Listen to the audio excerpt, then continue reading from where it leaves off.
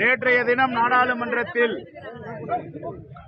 மும்மொழி கொள்கையை பற்றியும் PMC திட்டத்தை பற்றியும் கல்வித்துறை அமைச்சர் ஒன்றிய அமைச்சர் தர்மேந்திர பிரதான் அவர்கள் பேசும் பொழுது தமிழ்நாட்டை சார்ந்தவர்கள் அன்சிவிலைசேஷன் நாகரிகமற்றவர்கள் என்று சொல்லியிருக்கிறார்.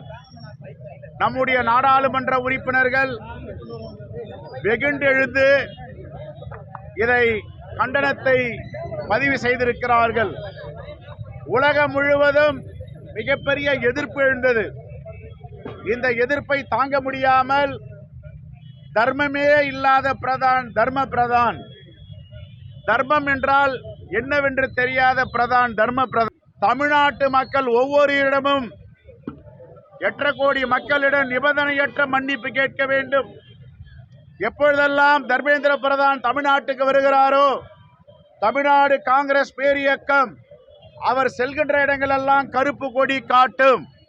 இது தமிழ்நாட்டு மக்களுடைய உரிமை பிரச்சனை, தமிழ்நாட்டு மக்களுடைய கௌரவ பிரச்சனை, தமிழ்நாட்டு மக்களுடைய மான பிரச்சனை.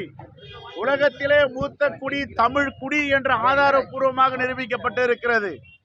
3500 ஆண்டுகள் பெருமை வாழ்ந்த தமிழர்களை எப்படி இவர் நாகரிகமற்றவர்கள் என்று சொல்லலாம்?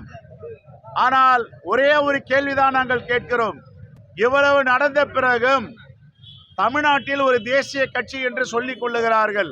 அது பேர் தான் பாஜக. தமிழ்நாட்டுக்கான கட்சியா, மகாராஷ்டிராவில் உள்ள நாக்பூருக்கான கட்சியா? ஒரு தமிழ் இனத்தை கொச்சைப்படுத்திய ஒன்றிய அமைச்சரை ஏன் அண்ணாமலை இதுவரை கண்டிக்கவில்லை? அப்பொழுது என்றால் தமிழ்நாட்டு மக்கள் எல்லாம் நாகரிகமற்றவர்கள் என்று பாஜக தலைவர்களும் அண்ணாமலையும் ஏற்றுக்கொள்ளுகிறார்களா? தமிழ்நாட்டு மக்களிடம் இவர்கள் என்ன பதில் சொல்ல போகிறார்கள்? அல்லது இதை நியாயப்படுத்த போகிறார்களா? இதுதான் காங்கிரஸ் பேரியக்கத்துடைய கேள்வி. இதுவரை பாஜகவில் யாருமே வாய் திறக்கவில்லையே.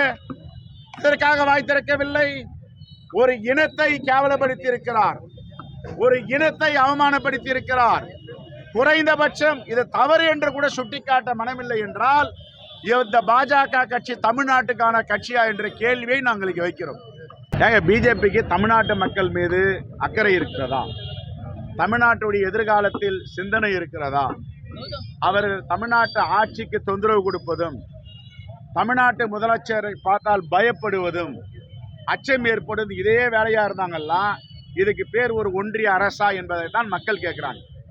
எங்களுடைய வரி பணம் இன்னைக்கு ஜிடிபி ஆகட்டும், இந்தியாவுடைய உற்பத்தி திறன் ஆகட்டும், தமிழ்நாடு 2வது இடத்துல இருக்கு, முன்னோடியா இருக்கு.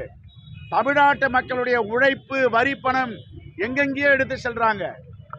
1,30,000 கோடிக்கு மேல நாங்க ஜிஎஸ்டி கட்டுறோம். எங்க பணம், எங்க உரிமை தொகையை நாங்க கேட்கிறோம், கொடுக்க மாட்டேன்றாங்க. எங்க பணத்தை எடுத்து வேற மாநிலங்களுக்கு கொடுக்கறாங்க. இது என்ன நியாயம்? இதைத்தான் கேட்கிறோம் நாங்க. எங்களுடைய தமிழ்நாட்டுடைய மக்கள் மீது அக்கறை இல்லாத, நீதி நியாயம் கொடுக்காத பாஜகவை புறக்கணிப்பார்கள் மக்கள்.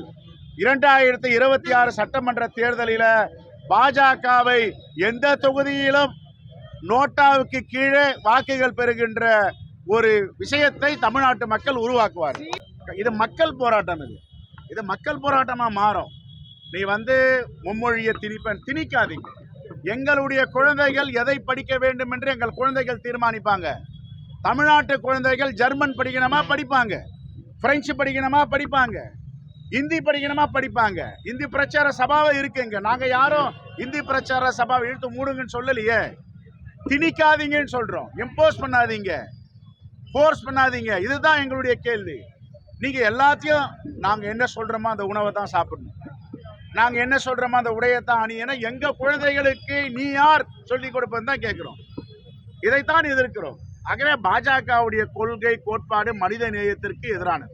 பாதகம் செய்பவரை கண்டால் நாம் பயம் கொள்ளலாகாது பாப்பா. மோதி மிதித்து விடு பாப்பா, அவர் முகத்தில் உமிழ்ந்து விடு பாப்பா. அண்மை செய்திகளை உடனுக்குடன் தெரிந்து கொள்ள இணைந்திருங்கள் எம் நாடு தொலைக்காட்சியுடன்.